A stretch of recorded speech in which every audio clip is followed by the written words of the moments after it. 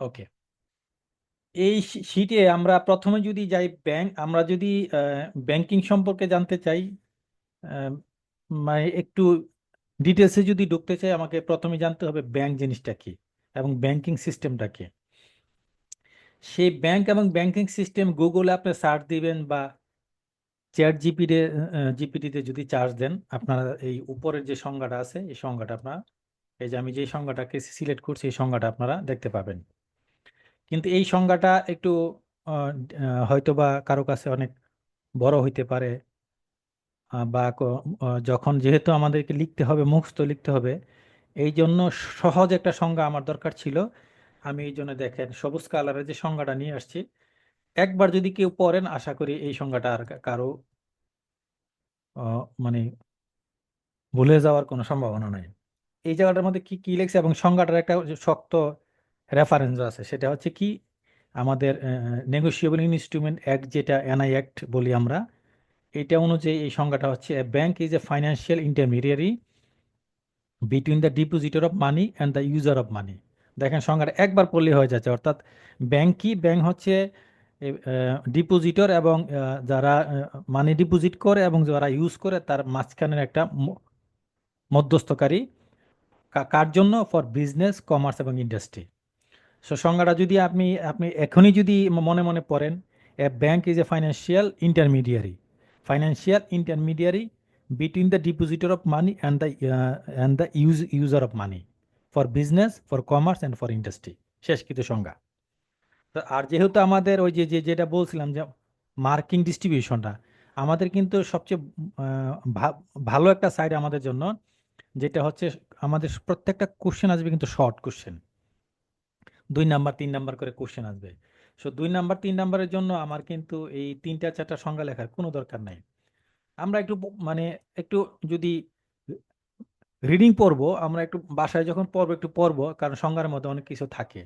যেমন 1 নাম্বার সংজ্ঞাটা যদি আমি একটু পড়ি, a bank is a financial institution, a bank is a financial institution that provides a range of service including কি কি আছে, accepting deposit, making loan, facilitated payment, bank as a intermediate. এই যে দেখেন ইন্টারমিডিয়েট কথাটা চলে আসছে এখানে। Bank act as intermediaries between people who have money to save or invest then those who need funds for business or personal use. অর্থাৎ নিচের NI অ্যাক্টের যে সংজ্ঞাটা, এইটা ওইখানে একটু অন্যভাবে বলছে। এনআই অ্যাক্টের সংজ্ঞাটা অনেক সহজভাবে বলছে। তাহলে আমরা দেখলাম যে ব্যাংক হচ্ছে কি, ব্যাংক হচ্ছে একটা financial intermediary between the depositor of money and the user of মানি। শেষ। তারপরে আমরা যাচ্ছি ব্যাংকিং সিস্টেমে। আমরা এখন পড়লাম ব্যাংক, আর এখন দেখবো আমরা ব্যাংকিং সিস্টেমটা কি। Banking system refers to the network of financial institution and infrastructure. মানে কি? মানে হচ্ছে একটা ব্যাংকিং সিস্টেম হচ্ছে একটা কানেকশন, নেটওয়ার্কিং। কার কার মধ্যে?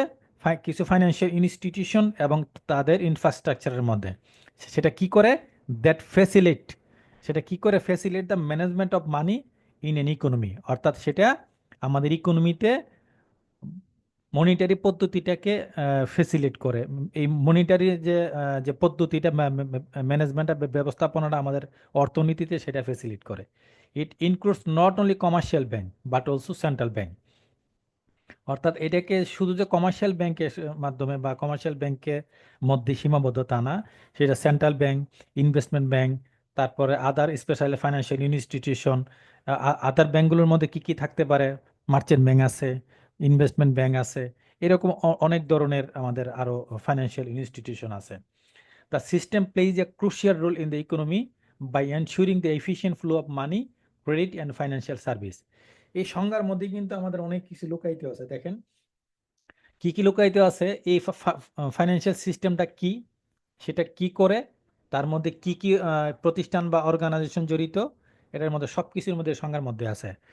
প্রথমত হইল, ফাইন্যান্সিয়াল সিস্টেমটা হচ্ছে একটা নেটওয়ার্কিং সিস্টেম বিটুইন হচ্ছে ফাইন্যান্সিয়াল ইনস্টিটিউশন এবং তাদের ইনফ্রাস্ট্রাকচার। এবং এটা কি করে? ফেসিলেট দ্য ম্যানেজমেন্ট, ফেসিলেট করে মানি অ্যান্ড এন ইকোনমি। অর্থাৎ তার কাজই হচ্ছে যে আমাদের ইকোনমিতে মানি ম্যানেজমেন্টটাকে ফেসিলেট করা বা মানি ম্যানেজমেন্ট করা। ইট ইনক্লুডস, শুধু এটা এটার মধ্যে কারা কারা জড়িত, বা এর তার কি বলে এটাকে কম্পোনেন্ট গুলোর মধ্যে কারা কারা আছে, সেখানে সেন্ট্রাল ব্যাংক আছে, সেখানে কমার্শিয়াল ব্যাংক আছে, আদার ফাইন্যান্সিয়াল ইনস্টিটিউশন আছে, অন্যান্য ব্যাংকগুলো আছে। এখন যদি আমরা যাই যে এই যে আমি একটু আগে মাত্র বললাম যে কম্পোনেন্ট, অর্থাৎ কি কম্পোনেন্ট অফ ব্যাংকিং সিস্টেমের কি কি কম্পোনেন্ট গুলো কি কি। এতক্ষণ আমরা যে ব্যাংকিং সিস্টেমটা পড়লাম, সেই সিস্টেমের কম্পোনেন্ট গুলো কি কি কি কি নিয়ে এই ব্যাংকিং সিস্টেমটা তৈরি হয়, এইটা কিন্তু অলরেডি আমরা এই লাইনে অলরেডি আমরা শেষ করছি বা পড়ছি। দেখেন কি কি বলছে: commercial bank, central bank, financial market, infrastructure. তাহলে তিনটা কম্পোনেন্টের কথা বলছে, এবং আমাদের 2 নাম্বারের জন্য 3 নাম্বারের জন্য কিন্তু ওই তিনটা কম্পোনেন্ট নাম লেখাই যথেষ্ট। যদি বলে যে ব্যাংক কি, ব্যাংকিং সিস্টেম কি, কি কম্পোনেন্টস অফ ব্যাংকিং সিস্টেম, যদি পরীক্ষায় আসলো যে কি component of banking system, objective আসলো কমার্শিয়াল ব্যাংক, সেন্ট্রাল ব্যাংক, তারপর শেল ব্যাংক, হ্যাঁ, আর অনেকগুলো নাম উল্লেখ করা দিল, তাহলে আমাদের এখানে এই তিনটা কমার্শিয়াল ব্যাংকের মধ্যে কোনো ব্যাংক থাকতে পারে, অথবা কমার্শিয়াল ব্যাংকের কথা না লিখে সরাসরি লেখলো একটা কোনো একটা স্পেসিফিক কমার্শিয়াল ব্যাংকের নাম লিখে দিল, যে নিচের এইগুলোর মধ্যে কোনটা কম্পোনেন্টস অফ ব্যাংকিং সিস্টেম। ধরেন আমাদের ব্যাংকের নাম লিখলো শাহজালাল ইসলামী ব্যাংক, তারপরে অন্য একটা শেল ব্যাংকের কথা উল্লেখ থাকলো, ইত্যাদি, এরকম কোন একটা ব্যাংকের কথা উল্লেখ থাকলো। তার মানে হচ্ছে এই ব্যাংকগুলোর মধ্যে যদি কোনো সেন্ট্রাল ব্যাংকের নাম থাকে সেটা ব্যাংকিং সিস্টেমের কম্পোনেন্ট, এই ব্যাংকের মধ্যে যদি কমার্শিয়াল ব্যাংকের কোনো নাম থাকে সেটা হচ্ছে কম্পোনেন্টস অফ ব্যাংকিং সিস্টেম। তারপরে হচ্ছে কি financial market infrastructure, the includes payment system, যে ফাইন্যান্সিয়াল মার্কেট ইনফ্রাস্ট্রাকচার, যেটা একটু আগে এখানে আমরা পড়ছি। এই যে দেখেন ফাইন্যান্সিয়াল ইনস্টিটিউশন আর হচ্ছে ইনফ্রাস্ট্রাকচার। ইনফ্রাস্ট্রাকচার বলতে কোনটাকে বোঝাচ্ছে? এই যে দেখেন পেমেন্ট সিস্টেম, অর্থাৎ ক্লিয়ারিং হাউস, তারপরে যে সেটেলমেন্ট মেকানিজম আমাদের মধ্যে, আমাদের দেশে যেগুলো আছে। অর্থাৎ এটা যদি আমি লিখি, আমি যদি শুধু একটু লাইন লিখে দিই, দেখেন বাকিগুলো দরকার, এই যে একটু লাইন, অর্থাৎ ফাইন্যান্সিয়াল মার্কেট ইনফ্রাস্ট্রাকচার বলতে কি বোঝাচ্ছে? পেমেন্ট সিস্টেম, ক্লিয়ারিং হাউস এবং সেটেলমেন্ট মেকানিজম। আপনি ধরেন একটা 2 নাম্বার 1 নাম্বার একটা কোশ্চেন আসলো, একটা শর্ট কোশ্চেন আসলো যে হোয়াট ইজ ফাইন্যান্সিয়াল ইনফ্রাস্ট্রাকচার, অথবা the example of financial market infrastructure. তাহলে আমার এই তিনটা জিনিস যদি লিখে দিই, financial payment system, clearing house, settlement mechanism. আবার যদি ধরেন এই যে ক্লিয়ারিং হাউসের যে ইনস্ট্রুমেন্টগুলো আমরা জানি, যে ব্যাচ আছে, আরটিজিএস আছে, তারপরে আপনার এনপিএসবি আছে, এইগুলোর নাম উল্লেখ করে দিল যে ফাইন্যান্সিয়াল মার্কেট মানে পেমেন্ট সিস্টেমের ইনস্ট্রুমেন্ট কোনগুলো, তাহলে এখান থেকে কিন্তু একটা শর্ট কোশ্চেন আসতে পারে। বুঝতেছেন আমার কথা?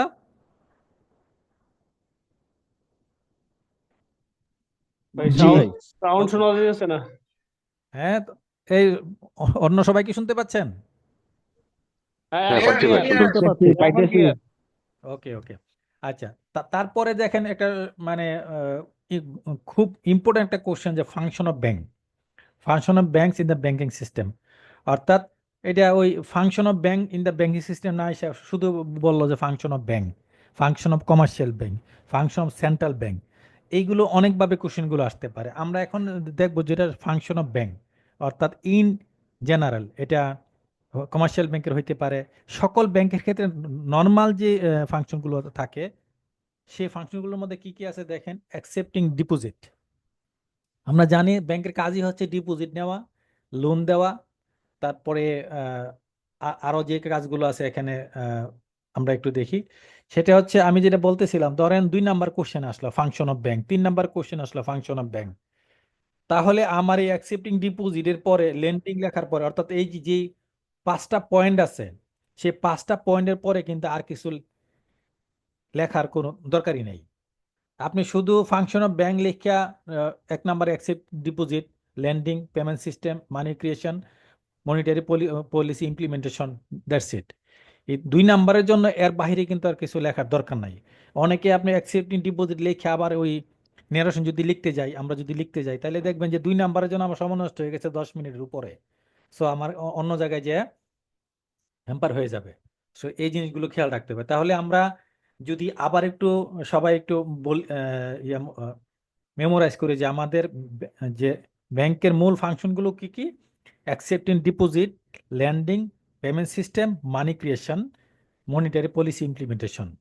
পাঁচটা কাজ: accepting deposit, lending, payment system, money creation, আর হচ্ছে মনিটারি পলিসি ইমপ্লিমেন্টেশন। অর্থাৎ এই যে মুদ্রানীতি হয় প্রতি বছরে, সেই মুদ্রানীতিটাকে আমাদের ইমপ্লিমেন্ট করা, বাস্তবায়িত করা।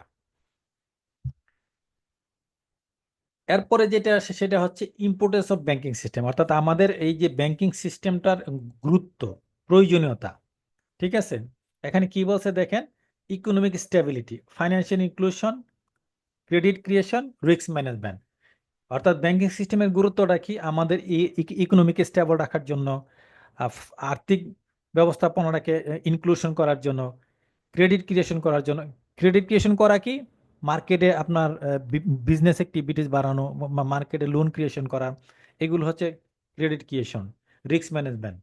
তাহলে এটা যদি আমরা যদি 2 কিংবা 3 নাম্বারের জন্য আমাদের লিখতে হয়, আমার কিন্তু শুধু যে মানে ছোট ছোট যে পয়েন্টগুলো আছে সেগুলো লিখলে না। তারপরে যদি আপনারা সময় থাকে, নাম্বার যদি 5-6, সেই ক্ষেত্রে কিন্তু আবার এক লাইন এক লাইন লিখতে হবে। ধরেন ফাংশন অফ ব্যাংক আসলো, এই যে 5টা পয়েন্ট লিখলেন, এক লাইন করে ছোট্ট করে কিছু একটা লিখে দিতে হবে। ইম্পর্টেন্স অফ ব্যাংকিং সিস্টেম, যদি এখানে 3 নাম্বার আসে, 4 নাম্বার, যদি 2 নাম্বার আসে 4টা পয়েন্ট এনাফ। কিন্তু যদি 4 নাম্বার আসে, 5 নাম্বার আসে, তাহলে কিন্তু এখানে একটা কিছু প্রত্যেকটাতে এক লাইন লিখতে হবে। অর্থাৎ ইকোনমিক স্টেবিলিটি বলতে কি বোঝায়, ফাইন্যান্সিয়াল ইনক্লুশন বলতে কি বোঝায়, কিংবা সেটা কিভাবে করে কাজটা। তারপরে ক্রেডিট ক্রিয়েশন বলতে কি বোঝায়, রিস্ক ম্যানেজমেন্ট বলতে এখানে ব্যাংকিং কি বোঝায়, এটা একটা লাইন লিখতে হবে। তাহলে আমরা এখান থেকে যদি আমাদের কোশ্চেন আসে, দেখেন ব্যাংক এবং ব্যাংকিং সিস্টেম, 2টা পয়েন্ট কিন্তু আমাদের শেষ। প্রথমত হলো ব্যাংক কি জিনিস আমরা দেখলাম, আর তারপরে আমরা ব্যাংকিং এর কি কম্পোনেন্টস গুলো যেগুলো আছে: commercial bank, central bank, financial market, infrastructure. এটা হচ্ছে কম্পোনেন্ট। ফাংশনগুলোর মধ্যে কি ছিল? 5টা ছিল: অ্যাকসেপ্টিং ডিপোজিট, ল্যান্ডিং, তারপরে পেমেন্ট সিস্টেম, তারপর হচ্ছে মানি ক্রিয়েশন, আর হচ্ছে মনিটারি পলিসি ইমপ্লিমেন্টেশন। 5টা পয়েন্ট। তাহলে আমাদের ব্যাংকিং সিস্টেমের কম্পোনেন্ট চলে গেল, ফাংশন চলে গেল, এবং গুরুত্বটা কি ছিল? Economic stability, risk management, financial inclusion, credit creation. এখানে যে 4টা পয়েন্ট উপর নিচে হলে কিন্তু কোনো সমস্যা নাই। তাহলে আমরা এখানে কিন্তু অনেকগুলো কোশ্চেন এখানে আমরা অলরেডি এই এখান থেকে ইচ্ছা করলে, যদি তারা প্রশ্ন করে 10 নাম্বার প্রশ্ন, কিন্তু ইচ্ছা করলে এখান থেকেই করতে পারে। যদিও এখান থেকে 10 নাম্বার আসবে না, কিন্তু এই পৃষ্ঠার থেকে কিন্তু অনেকগুলো কোশ্চেন আছে ইম্পর্টেন্ট। ব্যাংকের সংজ্ঞাটা আছে, কম্পোনেন্টস আছে, ফাংশন আছে, গুরুত্ব আছে। এখন আমরা যে অধ্যায়টা দেখবো, এটা আসলে হচ্ছে বাংলাদেশের ব্যাংকিং এর একটা কি বলবো এটারে, ছবি আর কি। অর্থাৎ বাংলাদেশের ব্যাংকিং সিস্টেমটা এখন কিভাবে আছে, টোটাল ব্যাংকিং সিস্টেমে কয়টা ব্যাংক আছে, ব্যাংকগুলো কি কি ধরনের ব্যাংক কয়টা আছে, ইত্যাদি আমরা একটু দেখব। আমরা জানি যে 1971 সালে স্বাধীনতার পরে প্রথম বাংলাদেশ ব্যাংক গঠন হয় 1972 সালে। 1972 সাল থেকে 80 সাল পর্যন্ত আমাদের দেশে 6টা ন্যাশনালাইজ কমার্শিয়াল ব্যাংক ছিল, 3টা সরকারি ব্যাংক ছিল, এবং 9টা ফরেন ব্যাংক ছিল। এই 1980 সালের পরে তখন আমাদের ব্যাংকিং সিস্টেমটা উত্তরোত্তর বৃদ্ধি পায়, এবং একটা যেহেতু দেশ তখন অর্থনৈতিকভাবে সক্ষমতা অর্জন করে, এবং তখনই অনেকগুলো ব্যাংক বাংলাদেশে প্রতিষ্ঠিত হয়। এই ব্যাংকগুলোকে আমরা 2 ভাগে ভাগ করতে পারি: একটা হচ্ছে শিডিউল ব্যাংক, আর একটা হচ্ছে নন শিডিউল ব্যাংক। শিডিউল ব্যাংক এবং নন শিডিউল ব্যাংক কি? শিডিউল ব্যাংক হচ্ছে যেটা বাংলাদেশ ব্যাংকের 1972 সালে বাংলাদেশ ব্যাংক অর্ডারের আওতাধীন, আহ, আহ, মানে তালিকাভুক্ত, সেটা হচ্ছে শিডিউল ব্যাংক। আর যেটা বাংলাদেশ ব্যাংকের আন্ডারে, এই ব্যাংকিং অর্ডারের আন্ডারে বাংলাদেশের ব্যাংকের তালিকাভুক্ত নয়, সেটাকে বলা হয় নন শিডিউল ব্যাংক। এই শিডিউল এবং নন শিডিউল ব্যাংকটাকে সহজভাবে বোঝার জন্য আমি এই স্লাইডটা আপনাদের জন্য উপস্থাপন করলাম। দেখেন এখানে ভাগ করা আছে, অর্থাৎ ফাইন্যান্সিয়াল ইনস্টিটিউশনটাকে ব্যাংক এবং নন ব্যাংকিং ফাইন্যান্সিয়াল ইনস্টিটিউশন, ব্যাংকটাকে আবার 2 ভাগে ভাগ করা হয়েছে: একটা হলো শিডিউল ব্যাংক, আর একটা হচ্ছে নন শিডিউল ব্যাংক। শিডিউল ব্যাংক, আপনারা জানেন আজকের থেকে 6-7 মাস বা 8-9 মাস আগে এখানে শিডিউল ব্যাংক ছিল 61টা, এখন হচ্ছে শিডিউল ব্যাংক 62টা। আপনারা কি কেউ বলতে পারবেন লাস্ট ব্যাংকটা কোনটা?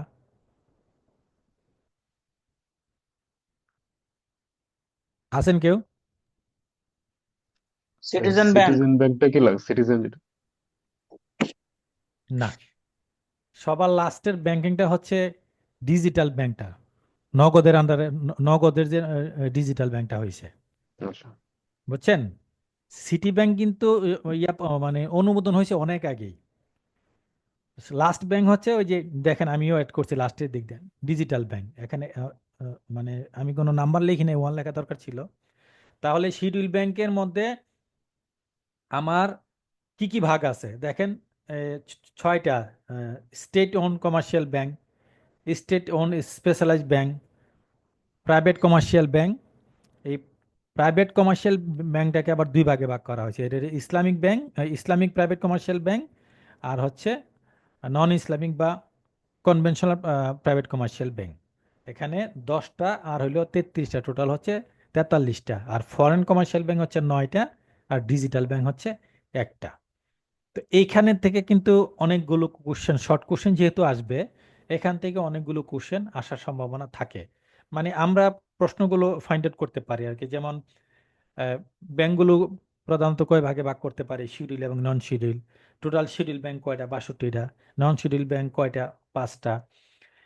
শিডিউল ব্যাংকগুলোর মধ্যে প্রাইভেট কমার্শিয়াল ব্যাংক কয়টা? 43টা। তার মধ্যে ইসলামিক ব্যাংক কয়টা? 10টা। নন নন ইসলামিক বা কনভেনশনাল ব্যাংক কয়টা? 33টা। ফরেন কমার্শিয়াল ব্যাংক কয়টা? 9টা।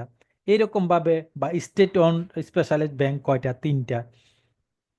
তারপরে স্টেট ওন কমার্শিয়াল ব্যাংক কয়টা, সেগুলোর নাম কি? এখান থেকে কিন্তু অনেকগুলো কোশ্চেনই থাকে, তারপর মানে আসতে পারে, যদি যেহেতু শর্ট কোশ্চেন। আরেকটা ওই দিন ইকবাল স্যারের সঙ্গে কথা বলতে যে উনি বললো যে কোশ্চেন খুব সিলি সিলি হবে, টেনশনের কোনো কারণ নাই। তো সিলি সিলি মানেই কিন্তু এইগুলো, অর্থাৎ সিলি যতই সিলি হোক, আমাদের ভিতরে আমরা অনেক সময় দেখা গেছে অনেক বড় বড় অঙ্ক করে, যে বড় বড় ম্যাথ করে, যে ছোট্ট একটা ম্যাথ দিচ্ছে, দেখা গেছে এইটা এটা মাথায় নেই। ঠিক আছে, কারণ আমরা ওই যে অনেক কঠিন কঠিন জিনিস দেখছি, সহজ জিনিস দেখি নাই। এরপর দেখেন নন ব্যাংকিং ফাইন্যান্সিয়াল ইনস্টিটিউশন হচ্ছে 35। তো এই এই এটা হচ্ছে জাস্ট একটা আমাদের ওভারভিউ, ব্যাংকিং সিস্টেমের ওভারভিউর জন্য আমরা একটা sheet দেখলাম। এইটারই ডিটেলসটা দেখবেন আপনারা এখানে।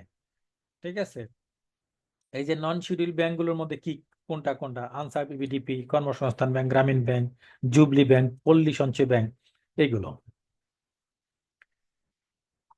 তারপরে যে শীটটা, সেটা হচ্ছে ফাইন্যান্সিয়াল কোম্পানি। যেগুলো ফাইন্যান্সিয়াল কোম্পানি বলতে, ওই যে একটু আগে বললাম যে নন ব্যাংকিং ফাইন্যান্সিয়াল ইনস্টিটিউশন যেগুলো 35, এইগুলোর কথা এখানে বলা আছে। এইখান থেকে কিছু গুরুত্বপূর্ণ কোশ্চেন আছে, এই জন্য আমি এই শীটটা নিয়ে আসছি।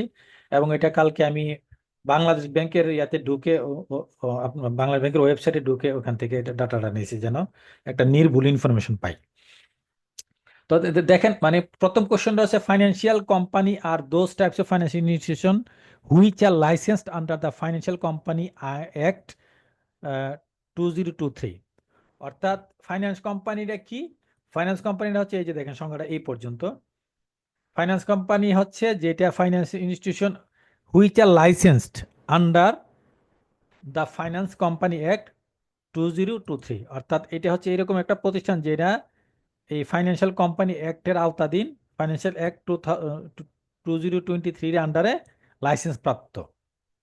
এবং কি বলছে, and regulated and supervise by the Bangladesh bank.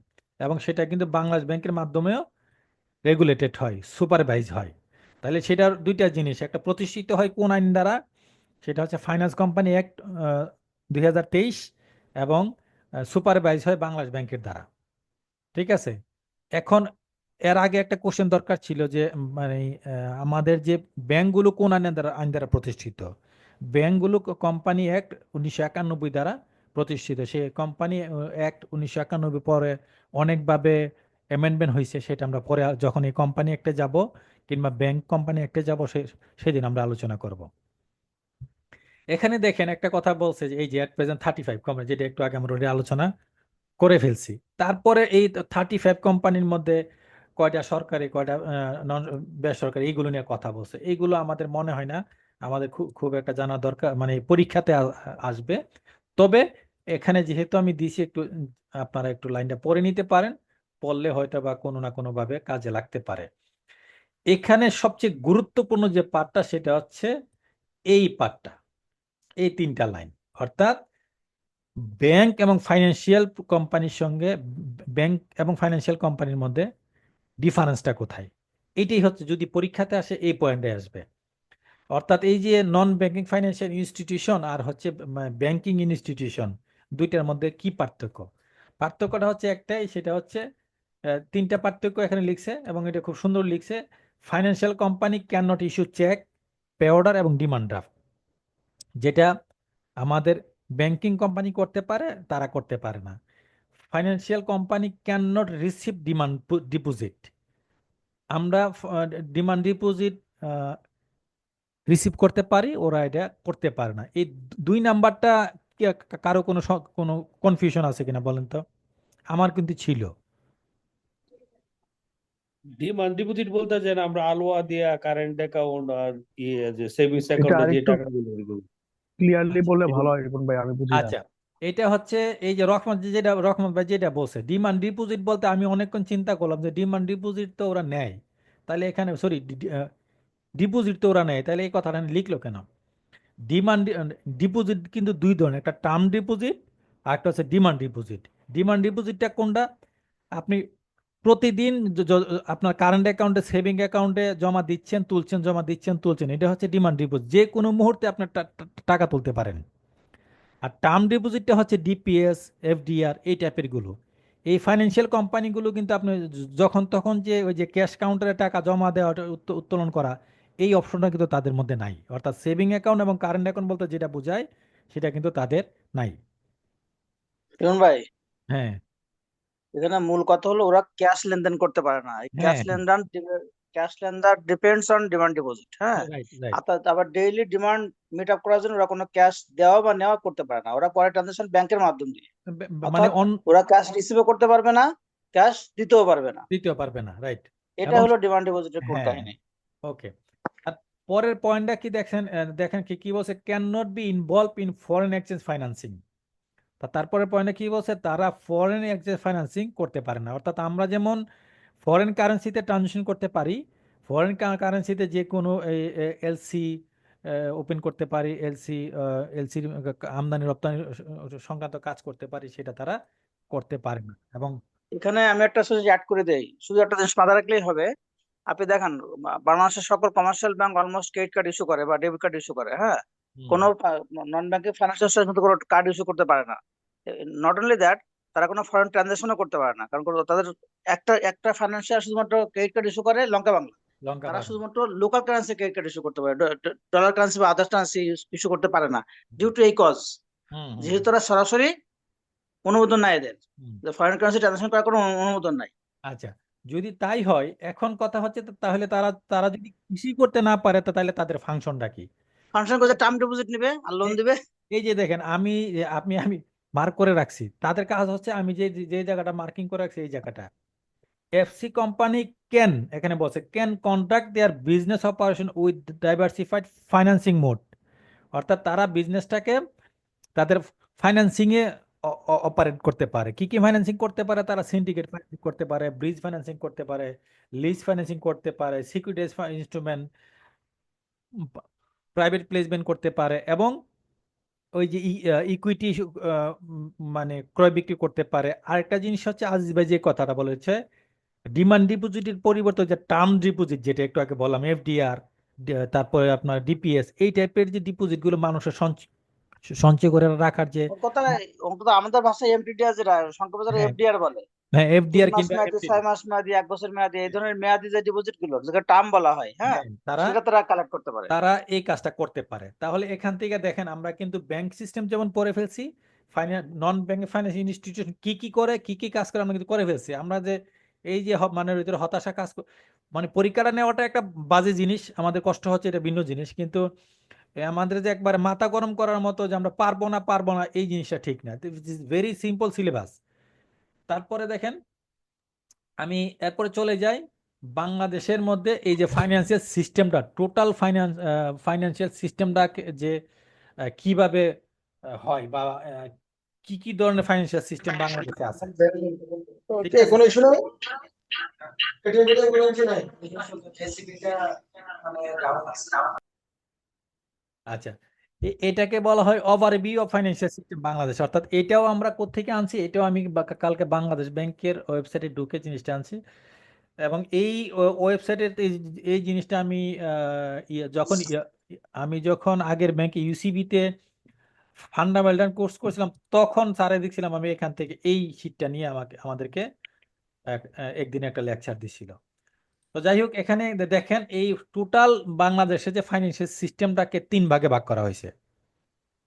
Total 3 ভাগে ভাগ করা হয়েছে। কি কি? Formal sector, semi formal sector, informal sector. অর্থাৎ কি?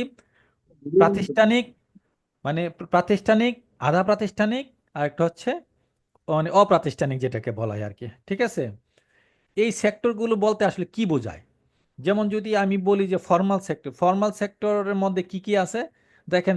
The formal sector includes all regulated institution like bank, non bank financial institution, insurance company, capital market, brokerage house, merchant bank, micro finance institution. এগুলো হচ্ছে কার আন্ডারে? Formal সেক্টরের আন্ডারে। তার মানে হচ্ছে এখন এখান থেকে যদি আচ্ছা কি কোশ্চেন আসবে এটা পরে বলতেছি। এরপরে বলছে যে semi formal sector. Semi formal sector বলতে কি বোঝায়? একটু আগে আমরা যেটা বুঝাচ্ছি এটা হচ্ছে ফর্মাল, অর্থাৎ এইগুলো হচ্ছে বাংলাদেশ ব্যাংকের নিয়ন্ত্রণাধীন বা কোনো একটা ফাইন্যান্সিয়াল প্রতিষ্ঠানের নিয়ন্ত্রণাধীন আছে। বা আর সেমি ফর্মাল হচ্ছে include those institutions which are regulated otherwise but not fall under the jurisdiction of central bank, insurance authority, security and exchange commission or any other enacted finance regulator। অর্থাৎ এগুলো হচ্ছে Bangladesh bank, insurance authority, exchange commission, এই যে অথরিটিগুলোর বাহিরে অন্য কোনো authority দ্বারা নিয়ন্ত্রিত। বাংলাদেশ ব্যাংকও না, ইন্স্যুরেন্স অথরিটিও না, তারপরে আপনার সিকিউরিটি এক্সচেঞ্জ কমিশনও না। এগুলো অন্য কোনো ফাইন্যান্সিয়াল প্রতিষ্ঠান বা সমবায় প্রতিষ্ঠান বা এনজিও, এইরকম কোনো সেক্টর দ্বারা নিয়ন্ত্রিত যে প্রতিষ্ঠানগুলো আছে এগুলোকে বলা হয় সেমি ফর্মাল সেক্টর।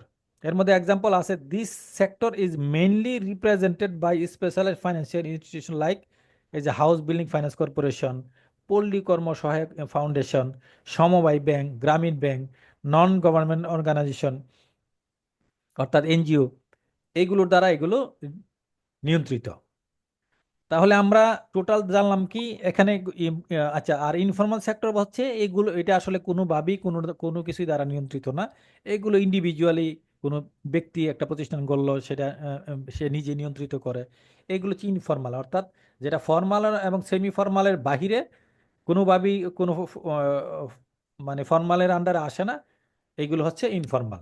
তাহলে এখান থেকে আমাদের ইম্পর্টেন্ট কি কোশ্চেন আছে দেখেন, খুব গুরুত্বপূর্ণ কিছু কোশ্চেন আছে কিন্তু। সেটা হচ্ছে যদি প্রশ্ন করে দ্য ফাইন্যান্সিয়াল সিস্টেম অফ বাংলাদেশের মানে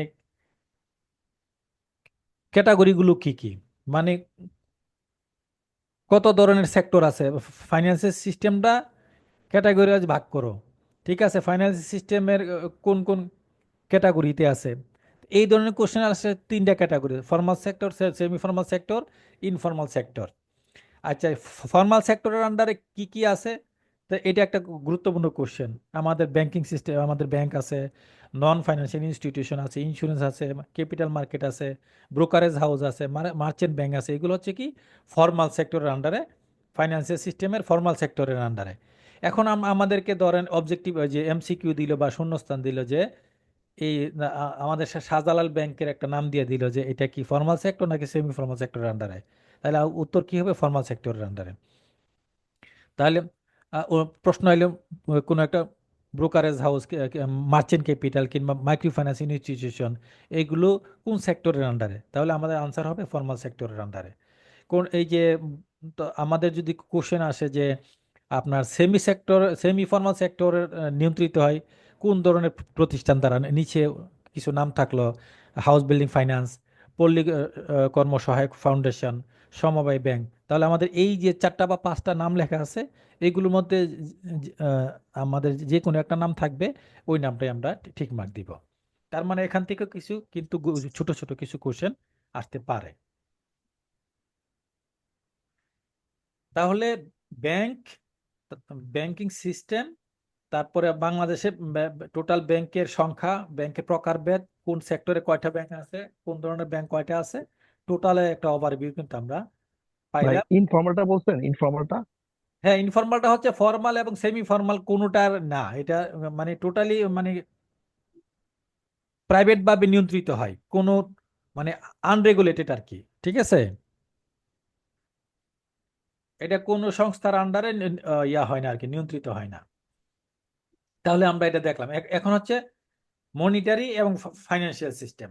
তাহলে আমরা এটা একটু গুরুত্বপূর্ণ, এখান থেকে কিছু কোশ্চেন আছে, আমরা একটু ইনফরমালের এক্সাম্পলটা এরকম দেওয়া যায় ভাই, যে আমাদের যে মহাজন প্রথা ছিল, যারা খালি টাকার ল্যান্ড দেয় ইয়ে করে, তাদের কোনো রেগুলেশন নাই, ইয়ে নাই, তারা নিজেরা হ্যাঁ ইয়ে করে। হইতে পারে, অর্থাৎ যার কোনো নিয়ন্ত্রক নাই, ঠিক আছে, যার কোনো রেগুলেটর নাই, সেই হচ্ছে আপনার এই ইনফর্মাল, ঠিক আছে।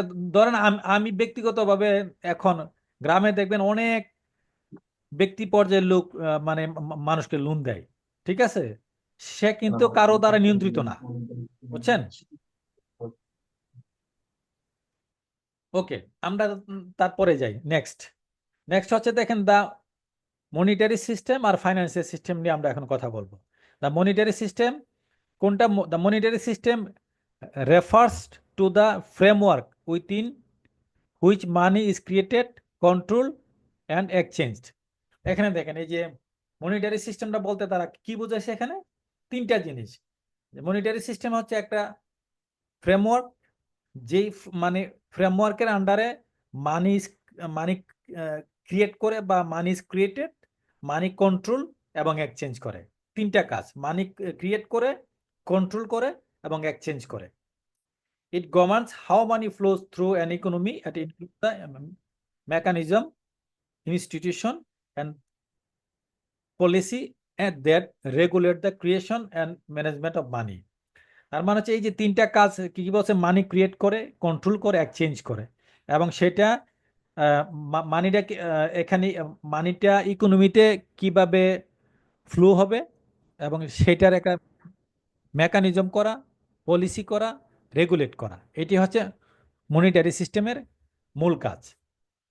এখন যদি আমরা মনিটারি সিস্টেমের যে কম্পোনেন্ট, যেমন একটু আগে যেটা আমরা বলছিলাম যে ব্যাংকিং সিস্টেমের কম্পোনেন্ট ছিল কমার্শিয়াল ব্যাংক, সেন্ট্রাল ব্যাংক, ঠিক আছে, এখানেও আমাদের এই যে মনিটারি সিস্টেমের যে কম্পোনেন্টস গুলো কি কি দেখেন, মানি সাপ্লাই, সেন্ট্রাল, এই যে এই সংজ্ঞার মধ্যে কিন্তু ছিল, আপনারা দেখবেন সংজ্ঞার মধ্যেই মোটামুটি অনেক কিছু থাকে। এই তিনটা জিনিস দেখেন, মানি ক্রিয়েটেড মানে কি, মানি সাপ্লাই, তারপরে কন্ট্রোল, কন্ট্রোল কার মাধ্যমে কন্ট্রোল হয়, সেন্ট্রাল ব্যাংকের মাধ্যমে কন্ট্রোল হয়।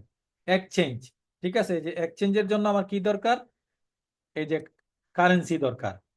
তারপরে এই আরেকটা পয়েন্ট আছে, মনিটারি পলিসি, ইনফ্লেশন কন্ট্রোল। তার মানে এখানে দেখেন আমাদের যে টোটাল মনিটারি সিস্টেমের পয়েন্ট হচ্ছে পাঁচটা: মানি supply, central bank, monetary policy, currency, inflation control. তাহলে এই পাঁচটা পয়েন্ট আমাদের কিন্তু 2-3 নাম্বারের বেশি কোশ্চেন থাকবে না। তো এই পাঁচটা পয়েন্ট যদি আমি শুধু 1 নাম্বার 2 নাম্বার দিয়ে উল্লেখ করে দিয়ে আসতে পারি, দ্যাটস এনাফ। তাহলে কম্পোনেন্টস অফ মনিটারি সিস্টেম কি পাইলাম? মানি supply, central bank, monetary policy, তারপরে কারেন্সি, ইনফ্লেশন কন্ট্রোল। তারপরে হচ্ছে এই এখানে কম্পোনেন্টস এর পরে আছে ফাংশন। এই ফাংশনটা খুব খুব গুরুত্বপূর্ণ, অর্থাৎ আমাদের অর্থ ব্যবস্থার বা মুদ্রার ব্যবস্থার যে কাজ, মুদ্রার যে কার্যাবলী, হ্যাঁ, এইটা খুব গুরুত্বপূর্ণ। 3টা বা 4টা ফাংশন, এই 3টা বা 4টা ফাংশনের নাম লিখতে পারলেই হবে ইনশাল্লাহ, এবং এটা আসার সম্ভাবনা খুবই বেশি। ফাংশন অফ মনিটারি সিস্টেম কি কি? Medium of exchange, unit of account, store of value, standard of deferred payment. 4টা ফাংশন কি কি আমরা এখনই মুখস্থ করে ফেলি। Function of monetary system, medium of exchange মানে বিনিময়ের মাধ্যম, medium of exchange, unit of account, store of value, আর হচ্ছে standard of deferred payment. Standard of deferred payment মানে পরবর্তীতে পেমেন্ট করার করার যে স্ট্যান্ডার্ড বা মান সেটা এখানে বোঝাচ্ছে। তাহলে medium of exchange, unit of account, store of value, standard of deferred payment, এই হচ্ছে 4টা কাজ। তাহলে আমরা কি দেখলাম? মনিটারি সিস্টেম, মনিটারি সিস্টেমের কম্পোনেন্টস, মনিটারি সিস্টেমের ফাংশন, এবার দেখবো আমরা মনিটারি সিস্টেম ফাংশন। এখন আমরা দেখব ফাইন্যান্সিয়াল সিস্টেম, ফাইন্যান্সিয়াল সিস্টেমের কম্পোনেন্টস, ফাইন্যান্সিয়াল সিস্টেমের ফাংশন। দেখেন, the financial system refers to the network. একটু আগে আপনাদের একটু মনে আছে কিনা সংজ্ঞাটা আমি একটু আবার দেখাই। এখানে কি বলছিল? The monetary system refers the framework, আর এখানে বলছে financial system refers to the network. একটা হচ্ছে ফ্রেমওয়ার্ক, কাঠামো, আর একটা হচ্ছে নেটওয়ার্ক অফ ইনস্টিটিউশন, অর্থাৎ একটা প্রতিষ্ঠানের সঙ্গে আরেকটা প্রতিষ্ঠানের যে সংযোগ, যোগাযোগ, তাদের যে সম্পর্ক, ইন্টার রিলেশন, এগুলোকে বোঝাচ্ছে। তাহলে কার কার সঙ্গে? দেখেন, ইনস্টিটিউশন, মার্কেট, ইনস্ট্রুমেন্ট, রেগুলেশন, অর্থাৎ কি কি ইনস্ট্রুমেন্ট, মানে কার সঙ্গে কার নেটওয়ার্কিং। দেখেন, ইনস্টিটিউশনের সঙ্গে market to market, institution to institution, institution to market, instrument এবং রেগুলেশন, এইগুলো হচ্ছে ফাইন্যান্সিয়াল সিস্টেম। এগুলো কি করে? That facilitate the transfer of capital between saver and borrowers. এই যে ফাইন্যান্সিয়াল সিস্টেমটা কি করে? একটা নেটওয়ার্ক তৈরি করে বিভিন্ন ইনস্টিটিউশনের মধ্যে, মার্কেটের মধ্যে, বিভিন্ন ইনস্টিটিউশন, ইনস্ট্রুমেন্টের মাধ্যমে এবং রেগুলেশনের মাধ্যমে। এটা কি করে? ফেসিলিটেট করে কি? ট্রান্সফার অফ ক্যাপিটাল, অর্থাৎ ক্যাপিটালটা ট্রান্সফার করে কার কাছ থেকে কার? বিটুইন সেভার এন্ড বরোয়ার্স, অর্থাৎ যিনি সেভ টাকা আছে যার, যে সেভ করে, যে টাকা জমা রাখে, যে ডিপোজিটর, তার কাছ থেকে যিনি লোন নেয়, যে ধার করে, তার কাছে। It helps allocate resource efficiently, manage risk and provide financial service like investment, lending and insurance. ওই একটু আগে আমরা যেগুলো কথা বলে ফেলছি অলরেডি, যে এগুলো কি করে? এই যে তারা মানে আপনার আর্থিক ইনভেস্টমেন্টগুলো, ল্যান্ডিংগুলো, এগুলোকে সঠিকভাবে ম্যানেজমেন্ট করতে, এলোকেশন করতে, এবং তাদের যে রিস্ক আছে সেটাকে মিটিগেট করতে, ম্যানেজ করতে, এই ফাইন্যান্সিয়াল সিস্টেমটা কাজ করে থাকে। তাহলে এই যে ফাইন্যান্সিয়াল সিস্টেম, এখানে যে কথাগুলো বুঝলাম আমরা এই লাইনটার মধ্যে, এখান থেকে কিন্তু আমরা মোটামুটি একটা ধারণা পাই যে তার ইনস্ট্রুমেন্টগুলো কি হইতে পারে, অর্থাৎ কি কম্পোনেন্টসগুলো কি হইতে পারে। কি কম্পোনেন্টস মধ্যে যে দেখেন, প্রথমেই হচ্ছে একটা ইনস্টিটিউশন আছে, তারপরে মার্কেট আছে, তারপরে ইনস্ট্রুমেন্ট আছে। এখানে দেখি আমরা কি কম্পোনেন্টসে কি কি লিখছে। দেখেন, ফাইন্যান্সিয়াল ইনস্টিটিউশন, এই যে প্রথম যে শব্দটা ছিল, যে নেটওয়ার্ক অফ ইনস্টিটিউশন, এই ইনস্টিটিউশনের মধ্যে কি কি আছে? কমার্শিয়াল ব্যাংক আছে, ইনভেস্টমেন্ট ব্যাংক আছে, ইন্স্যুরেন্স কোম্পানি আছে, pension fund and mutual fund আছে, মার্চেন্ট ব্যাংক আছে, এই টাইপের অনেকগুলো ইনস্টিটিউশন আছে। এরপরে মানে আমাদের কম্পোনেন্টসটা কি? Financial market. এই ফাইন্যান্সিয়াল মার্কেট যদি আমরা প্রথমে বলি, যে এমনি যদি বলি যে ফাইন্যান্সিয়াল মার্কেটে আমাদের আমরা কি কি জানি, যে ফাইন্যান্সিয়াল মার্কেটের মধ্যে কি কি আছে, আমরা প্রথমেই বলবো শেয়ার মার্কেট। শেয়ার মার্কেট মানে হচ্ছে ক্যাপিটাল মার্কেট, এখানে নাম আছে capital market, money market, foreign exchange market. আমরা জানি যে এই ক্যাপিটাল মার্কেট এবং মানি মার্কেটের মতো এই ফরেন এক্সচেঞ্জ একটা মার্কেট আছে, এটা যেটা লোকালি হয়, এটা হচ্ছে ইন্টারন্যাশনালি হয়। আর আমাদের শেয়ার মার্কেট তো আমরা সবাই চিনি। তাহলে আমাদের এই যে ফাইন্যান্সিয়াল সিস্টেমের যে কম্পোনেন্টসগুলো, সেই কম্পোনেন্টসগুলোকে যদি আমরা কয়েকটা ভাগে ভাগ করি, একটা হচ্ছে কি? ইনস্টিটিউশন। এই ইনস্টিটিউশন আমরা প্রথমে যদি থাকে 2 নাম্বার, তাহলে আমরা কি করব? শুধু এটা লিখবো, financial institution, financial market, financial instrument, regulatory framework, payment system. শুধু এই নামগুলো লিখবো, 5টা নাম। যদি 2 নাম্বার থাকে, কম্পোনেন্টস অফ ফাইন্যান্সিয়াল ইনস্ট্রুমেন্ট, তাহলে financial instrument, financial market, financial institution, regulatory framework, আর একটা হচ্ছে পেমেন্ট সিস্টেম, যদি 2 নাম্বার থাকে। এখন যদি নাম্বারটা 5 থাকে, তাহলে কি করব? 5 থাকলে আমরা যদি এই ফাইন্যান্সিয়াল মার্কেট, ফাইন্যান্সিয়াল ইনস্টিটিউশন লিখবো, তারপর নিচে মানে এক্সাম্পল হিসেবে commercial bank, investment bank, insurance company, pension fund আমরা লিখে দিয়ে আসলাম। ফাইন্যান্সিয়াল মার্কেটে money market, capital market, foreign exchange market, ইনস্ট্রুমেন্টের মধ্যে আপনার স্টক, বন্ডস, ডেরিভেটিভস, রেগুলেটরি মানে ফ্রেমওয়ার্ক। তারপরে এটার মধ্যে কি কি আছে এটা আমরা জানি। রেগুলেটরি ফ্রেমওয়ার্কের মধ্যে বাংলাদেশ ব্যাংক একটা regulator, security and exchange commission, তারপর ফাইন্যান্সিয়াল কন্ট্রাক্ট অথরিটি আছে। পেমেন্ট সিস্টেমে আমরা জানি এর মধ্যে আপনার বিভিন্ন পেমেন্ট সিস্টেমের মধ্যে ইএফটি আছে, আরটিজিএস আছে, মোবাইল পেমেন্টস আছে। এবং মোবাইল পেমেন্ট না লিখে আমরা এমএফএস লিখতে পারি, ক্লিয়ারিং হাউস লিখতে পারি, আরটিজিএস লিখতে পারি, এনপিএসবি সিস্টেম লিখতে পারি। পেমেন্ট সিস্টেম কিন্তু টোটালি আমাদের একেবারে আমাদের ডিভিশনের জিনিস। তাহলে আমরা এখানে কম্পোনেন্টের মধ্যে কি কি পাইলাম? Financial institution, financial market, financial instrument, regulatory body, আর হচ্ছে পেমেন্ট সিস্টেম। এই হচ্ছে আমাদের কি কম্পোনেন্ট যদি ধরি।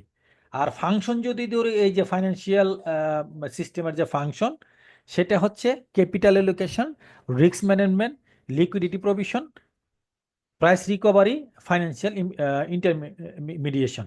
অর্থাৎ কি মানে তাদের কাজগুলো কি প্রথম হচ্ছে ফাইন্যান্সিয়াল, যেহেতু আমরা ওই ব্যাংকিং সিস্টেমে পড়ছি, তারপরে বললাম যে ব্যাংক কি করে, তার ফাংশনগুলো কি।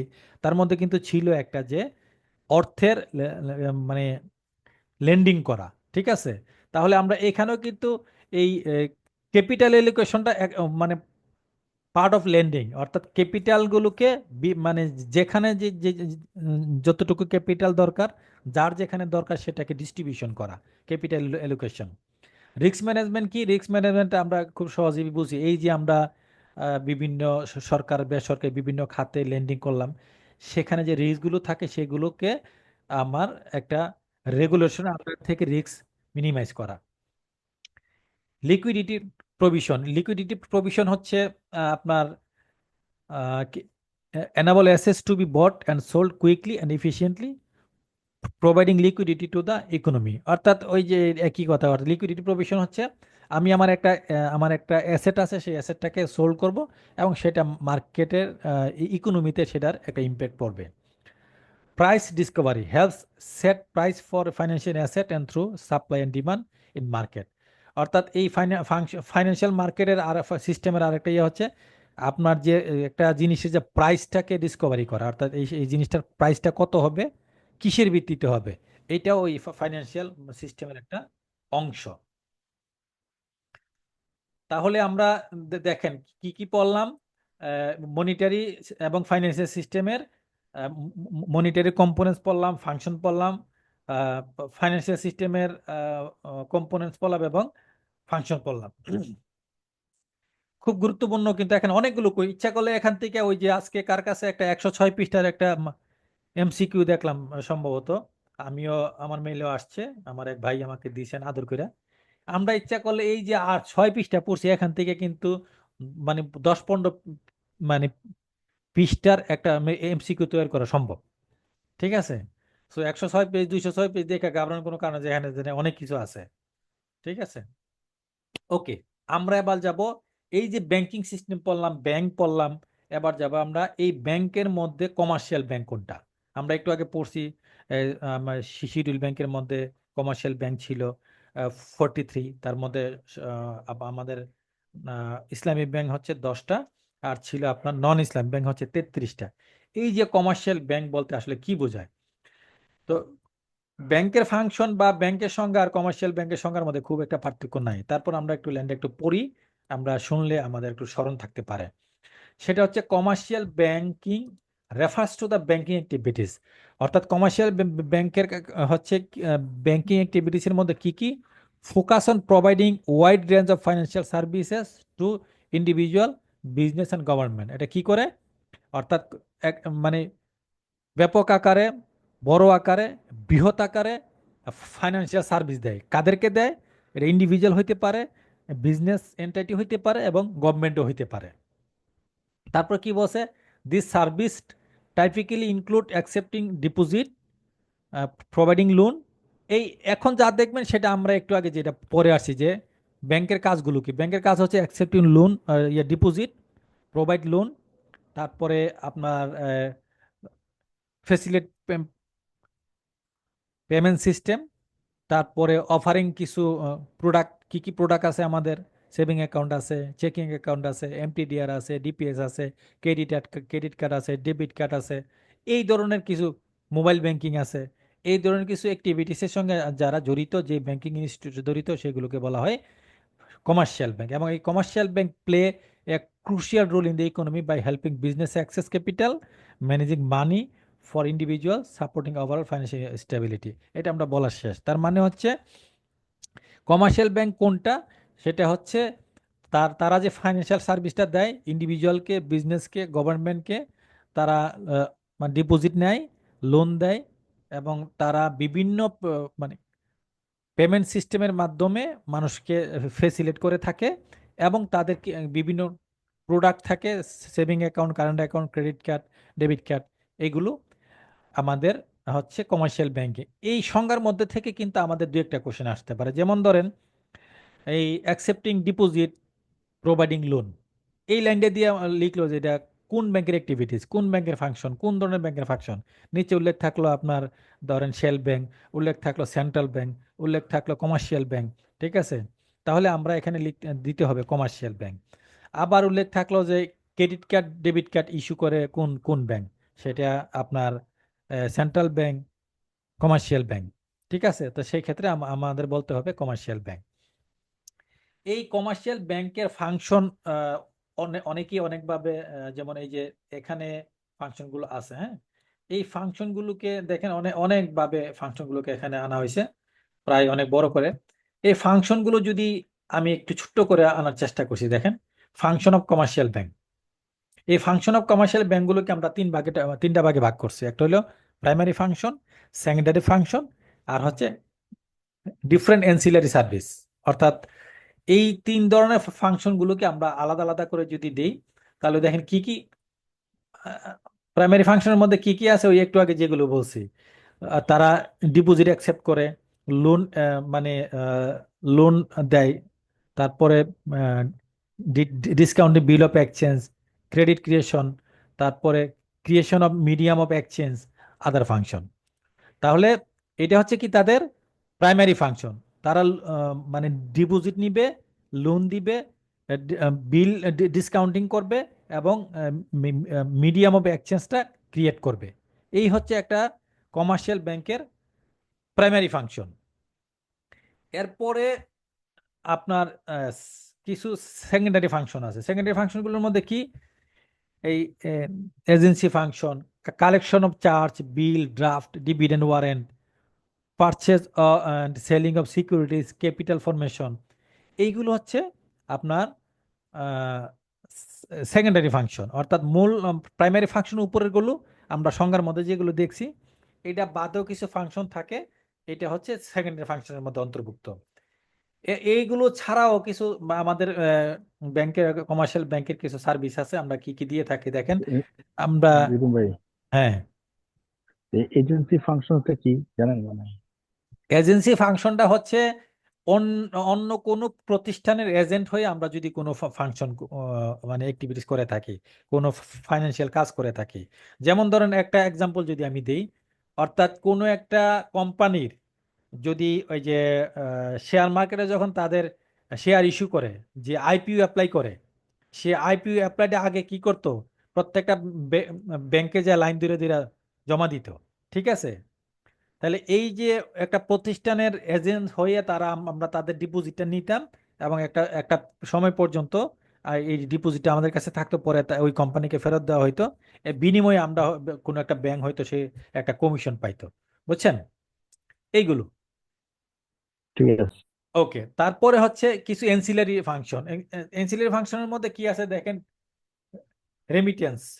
দেখুন ভাই, ওই এজেন্সির কোনো একটা সহজ অ্যান্সার হলো যে আপনি যেমন যে আমাদের ব্যাংকে যেটা আছে ইন্স্যুরেন্স, যে আপনি নেন, কালেকশন করে দেন। হ্যাঁ হ্যাঁ হ্যাঁ হ্যাঁ, এই যে সহজ বুদ্ধি। বললাম অন্য অন্য প্রতিষ্ঠান, ওই যে আমরা আজিজ ভাই যেটা বললো, যে আমরা যে ইন্স্যুরেন্স কোম্পানি হয়ে ক্রেডিট কার্ডের যে ইন্স্যুরেন্স কালেকশন করতেছি। কালেকশন করি, এবং একটা পর্যায়ে মাসে মাসে যে ইন্স্যুরেন্স কোম্পানিকে দিয়ে দিচ্ছি, এইটা হচ্ছে একটা এজেন্সি ফাংশন। ওকে। তারপরে হচ্ছে different ancillary service. Different ancillary সার্ভিসের মধ্যে দেখেন কি আছে, remittance of money through online, MT, TT, FTT, issuance, DD, pay order, alternative delivery service, issue different types of guarantee, LC, হ্যাঁ, কোনো একটা providing facilities of foreign exchange foreign currency, মানে foreign currency আমরা যেটা করি, ফরেন কারেন্সি ক্রয় বিক্রি করা, কাউকে ফরেন কারেন্সি এক্সচেঞ্জ করা, এই ধরনের যে এই যে লাস্টে একটা ফাংশন আছে, অ্যাক্ট অ্যাজ এন অ্যাডভাইজর। এমনও হইতে পারে একটা কোনো একটা প্রতিষ্ঠানকে, ধরেন একটা মাল্টিন্যাশনাল প্রতিষ্ঠান, তারা আমাদের কাছে ইয়া করতে পারে, একটা অ্যাডভাইজর হিসেবে আমাদেরকে নিতে পারে, যে আমি এমুক দেশে এমুক কোম্পানির সাথে আমি একটা ডিল করতে চাই, এক্সপোর্ট ইম্পোর্টের ডিল করতে চাই, এটা আপনারা অ্যাডভাইজার হিসেবে আমাকে আমাদের কাজ করেন। সেই ক্ষেত্রেও কিছু কিছু ব্যাংক সে সার্ভিস দিয়ে থাকে। তাহলে দেখেন এখানে এই কমার্শিয়াল ব্যাংকের ফাংশনগুলো অনেক সুন্দর করে লিখছে, অনেক বৃহৎ আকারে লিখছে। তো আমার আসলে আমরা একবার করে পড়বো, কিন্তু এত সময় নাই যে এখানে ধরেন এই পরীক্ষাটা যদি 10 নাম্বার হইতে এই প্রশ্নটাতে, তা ঠিক ছিল হয়তো, বা তাও ফুফুল লেখা যেত না, তাহলে হয়তো আমরা লিখতে পারতাম। কিন্তু এইটাকে আমরা শর্ট করে নিয়ে আসছি যে এই হচ্ছে প্রাইমারি ফাংশন, সেকেন্ডারি ফাংশন এবং ডিফারেন্ট অ্যান্সিলারি ফাংশনের মধ্যে কি কি থাকতে পারে। ঠিক আছে, তাহলে আমরা যদি এমন আসে কমার্শিয়াল ব্যাংকটা কি, তার ফাংশনগুলো কি, আমরা এখান থেকে আশা করি লিখতে পারবো। এখানে একটা কোশ্চেন, এই যে funding resource of commercial bank, এই কোশ্চেনটা আমি কোথাও পাই নাই, মানে কোনো বইয়ে পাই নাই। এই কোশ্চেনটা আমার মাথায় কালকে রাতে আসছে, যে যদি এমন একটা কোশ্চেন আছে, ইয়াতে আছে যে ব্যাংকিং পার এক্সিলেন্সে আছে, সেটা বাংলায় আছে দেখেন, ঠিক আছে। তাহলে সেখানে তারা মানে অর্থাৎ এটা হচ্ছে কি, এই কমার্শিয়াল ব্যাংকের অর্থের উৎস কোথায়, অর্থাৎ একটা কমার্শিয়াল ব্যাংক যে সে বিজনেস রান করবে, সে যে মানে কাস্টমারকে সাপোর্ট দিবে, তারও তো একটা মূলধনের দরকার, ক্যাপিটালের দরকার। বিজনেস রান করার জন্য যেই ধরনের ইনভেস্টমেন্ট তার থাকা উচিত, সেই ধরনের ফাইন্যান্সিয়াল স্ট্রেংথ তার থাকা উচিত, সেই অর্থটা সে কিভাবে ম্যানেজ করবে।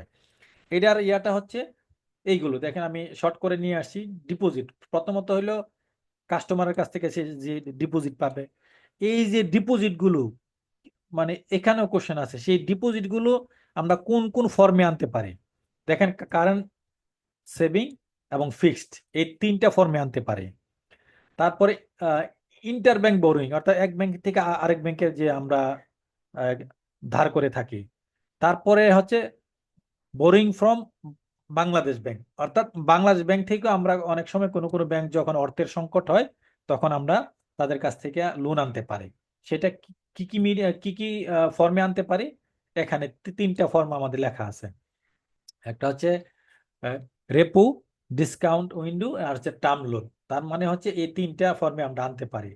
এরপরে বলছে ক্যাপিটাল ফ্রম শেয়ার হোল্ডার্স, এই যে আমরা ওই যে একটু আগে আইপিওর কথা বললাম, অর্থাৎ আমাদের শেয়ার মার্কেটে সেল করে আমরা আনতে পারি, এবং ইনিশিয়াল যে শেয়ার হোল্ডাররা থাকে, তাদের অনেক বড় ধরনের একটা ইনভেস্টমেন্ট থাকে, এইটা হচ্ছে ক্যাপিটাল ফ্রম শেয়ার হোল্ডার্স।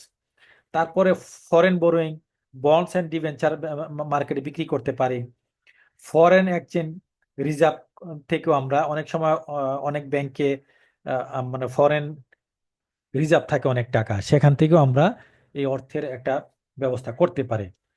তারপরে হচ্ছে ইনভেস্টমেন্ট ইনকাম, অর্থাৎ এটা হচ্ছে আমাদের যে ব্যাংকের যে ইনকাম হয়, সেই ইনকাম থেকেও আমরা এই অর্থের চাহিদাটা মেকআপ করতে পারি। তার মানে এখানে দেখেন কোশ্চেন একটা, কিন্তু এখানে কিন্তু ছোট ছোট কোশ্চেন কিন্তু অনেক। কি কি কোশ্চেন আছে দেখেন, ডিপোজিটের যে কোশ্চেনটা হচ্ছে, ডিপোজিটের মানে ডিপোজিটের ফর্মগুলো কি, তিনটা ফর্ম। তারপরে বাংলাদেশ ব্যাংকে আমরা কোন কোন ফর্মে বাংলাদেশ ব্যাংক থেকে আমরা লোন নিতে পারি। আর ওভারঅল যদি আমরা ধরি যে কমার্শিয়াল ব্যাংকের যে অর্থের যে উৎস বা ফান্ডিং অফ রিসোর্স, এই সোর্সগুলো কি কি, যদি আমাদের আপনার 3-4 নাম্বার আসে, 5 নাম্বার আসে, যতটুকু লিখছি এতটুকু লিখতে পারলে আমরা ফুল নাম্বার পাবো। আর যদি 2 নাম্বার আসে, এতটুকু লেখার দরকার নাই। Deposit, interbank, Bangladesh bank, capital from share holders, foreign borrowing, এই 8টা শুধু নাম লেখা দিতে পারলেই অনেক। 8টা তো আমরা লিখতেও পারবো না, হয়তো স্মরণও থাকবে না। আচ্ছা, ডেভেলপমেন্ট ব্যাংকিং আর সাস্টেনেবল ব্যাংকিং একটু পরে কথা বলতেছি। আমি একটু এখানে চলে যাই, এটা হচ্ছে সেন্ট্রাল ব্যাংকিং। এই সেন্ট্রাল ব্যাংকিংটাও কালকে আমি বাংলাদেশ ব্যাংকে ঢুকে এই জায়গাটা নিয়ে আসছি। আমরা একটু আগে কিন্তু মনে হয় কথা বলছিলাম যে 1972 সালে আমাদের দেশে প্রথম এই বাংলাদেশ ব্যাংক প্রতিষ্ঠিত হয়। এই বাংলাদেশ ব্যাংকের থেকে একটা কোশ্চেন খুব গুরুত্বপূর্ণ, সেটা হচ্ছে বাংলাদেশ ব্যাংক এস্টাবলিশ হয় কত সালে, সেটা কোন অর্ডারের মাধ্যমে, বা সেই অর্ডার নাম্বারটা কত ছিল। এখানে কিন্তু অনেকগুলো কোশ্চেন আছে। তাহলে আমরা 1971 সালের 16 ডিসেম্বর বাংলাদেশ ব্যাংক অর্ডার 1972 সাল, 1972 Bangladesh bank order 1972, presidents order 127 এর ক্ষমতা বলে এই বাংলাদেশ ব্যাংকটা গঠিত হয়।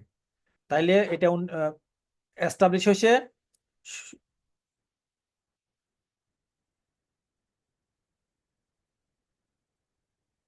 1972 সালে বাংলাদেশ ব্যাংকের অর্ডারের মাধ্যমে এবং প্রেসিডেন্ট অর্ডার 127 নম্বর অর্ডারের মাধ্যমে।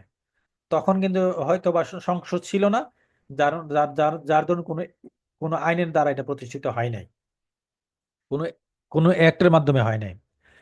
তারপরে কি বলছে, দ্য জেনারেল, আমি এটার মধ্যে আরো অনেক কিছু আছে। এটা কি আছে দেখেন, বলা আছে, পরে একটু পড়ি। The general superintendence and direction of the affairs and business of BP have been entrusted to a 9 members board of directors, which is headed by the governor, who is the chief executive officer of the institution as well. BP has 45 departments. দেখেন একটা গুরুত্বপূর্ণ, আমি অনেকদিন যাবত এই কোশ্চেনটা খুঁজতেছিলাম, এখন আমি পাইলাম মাত্র। সেটা হচ্ছে আমার জানার ইচ্ছা ছিল বাংলাদেশ ব্যাংকে টোটাল কয়টা ডিপার্টমেন্ট আছে। তাহলে আমরা পাইলাম বাংলাদেশ ব্যাংকে টোটাল 45 ডিপার্টমেন্ট আছে। তাদের যে মানে মেম্বার অফ বোর্ড সেখানে 9 জন আছে। সেখানে হেড হচ্ছে কে, বাংলাদেশ ব্যাংকের গভর্নর। তাদের 10টা টোটাল ব্রাঞ্চ আছে। এই এখান থেকে আমাদের বাংলাদেশ ব্যাংকের টোটাল যে কমন কোশ্চেন গুলো শেষ।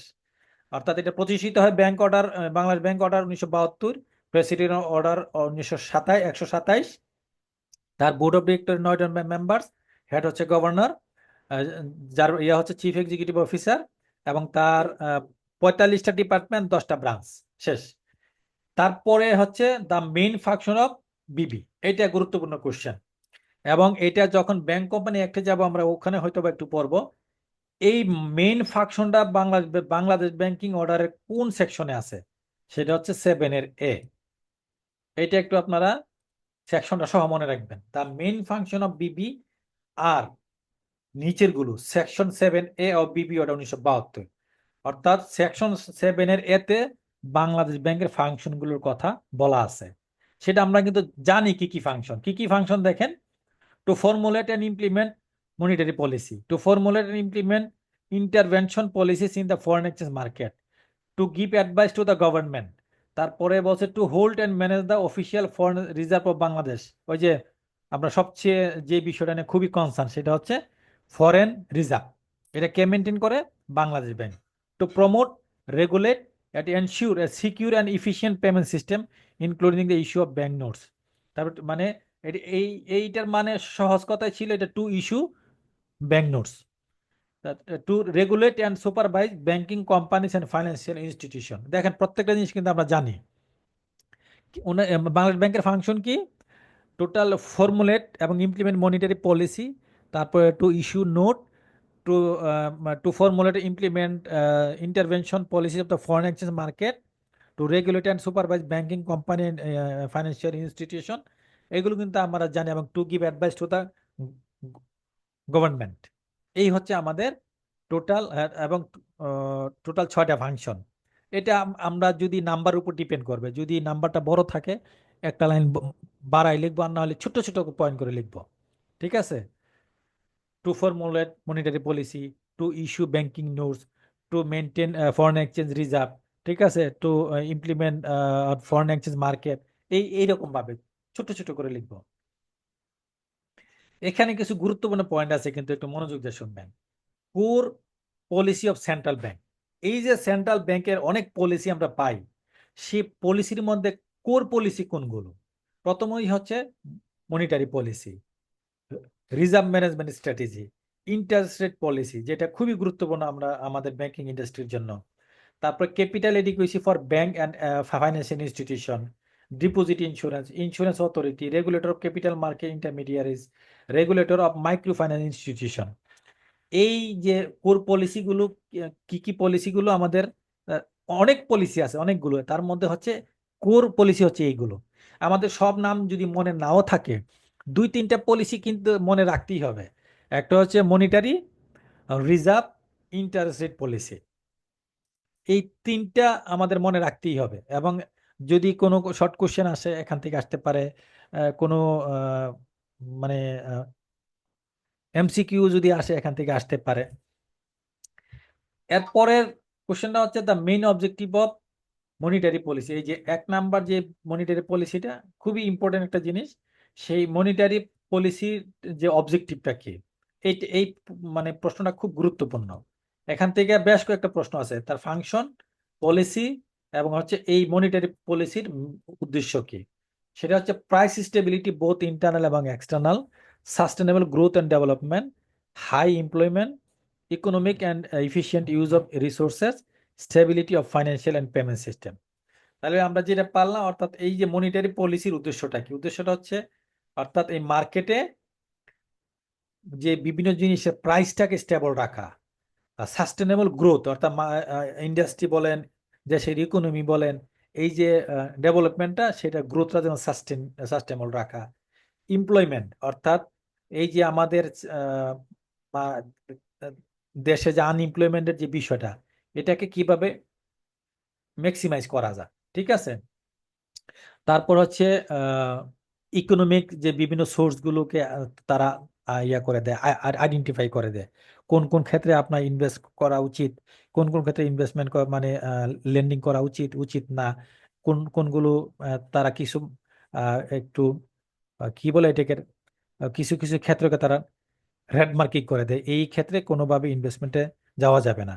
আমাদেরকে কিছু রেড অ্যালার্ট দিয়ে দেয়, অর্থাৎ আমাদের টোটাল যে ডিপোজিট আছে এর এর এত পার্সেন্টেজ বেশি কোনোভাবেই আপনি লেন্ডিং করতে পারবেন না।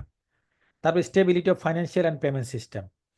তাহলে আমরা যে এখান থেকে যে পয়েন্টগুলো শিখলাম, সেন্ট্রাল ব্যাংক কিছু ইতিহাস জানলাম, তার কিছু ওভারভিউ দেখলাম, তার ফাংশনটা দেখলাম, তার কিছু পলিসির নাম দেখলাম, এবং তার কিছু এই যে মনিটারি পলিসির অবজেক্টিভ কি এটা আমরা কিছু দেখলাম। আচ্ছা, এখানে বসে দেখেন, এখান থেকে একটা গুরুত্বপূর্ণ কোশ্চেন, সেটা হচ্ছে Bangladesh bank declare the monetary policy by issuing monetary policy statement MPS twice, January and July in year. এইটা কি এখন একবার করে না 2বার করে? এটা আমি একটু কনফিউজড, কবে চেঞ্জ করছে? আগে কি 2বার করতো এখন একবার করে, নাকি আগে একবার করতো এখন 2বার করে? এটা একটু দেখতে হবে, কিন্তু এটা খুব গুরুত্বপূর্ণ। আগে একবার করতে হয় না 2বার করে? 2বার করে আমি একবার আগে হ্যাঁ বুঝতে পারছি। তাহলে আমি মাত্র কালকে নিছি, তার মানে এই জন্য আমি একটু জানতে চাই। তাহলে এটা কিন্তু খুবই গুরুত্বপূর্ণ কোশ্চেন যে মনিটারি পলিসি বছরে একবার হয় না 2বার হয়, মানে কখন কখন হয়, ঠিক আছে, এরকম কোশ্চেন থাকতেই পারে। The tools and instrument of implementation monetary policy in Bangladesh are bank rate. এই যে মানে এই যে মনিটারি পলিসির যে মানে ইমপ্লিমেন্টেশনের জন্য যে ইনস্ট্রুমেন্ট গুলো, এগুলো কি কি?